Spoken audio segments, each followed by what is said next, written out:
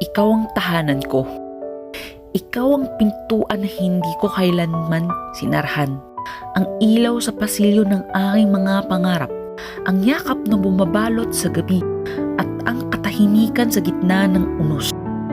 Sa bawat paglalakbay, kahit saan ako dalhin ng mundo, ang direksyon ng puso ko ay palaging pabalik sa iyo. Ikaw ang tahanan ko, hindi dahil sa bubong o dingding, kundi dahil sa tibok ng iyong dibdib na nagsasabing dito ka ligtas. Dito ka mahalaga. Kapag ako'y pagod, ikaw ang unan ng aking mga luha. Kapag ako'y naguguluhan, ikaw ang mapa ng aking pag-asa. At kapag ako'y nagtagumpay, ikaw ang unang palakpak na naririnig ko. Hindi mo kailangang magsalita dahil ang katahimikan mo'y musika.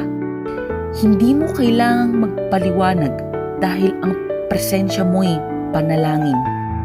Ikaw ang tahanan ko, ang lugar kung saan hindi ako hinuhusgahan, kung saan ang sugat ay ginagamot ng pag-unawa at ang bawat pagkakamali ay tinatanggap bilang bahagi ng aking pagiging buo. At kung sakaling dumating ang araw na ang mundo'y magbago, na ang mga daan ay maghiwalay, hinding-hindi ko malilimutan ang tahanan ay hindi palaging lugar. Minsan ito'y tao at sa puso ko, ikaw ang tahanan ko.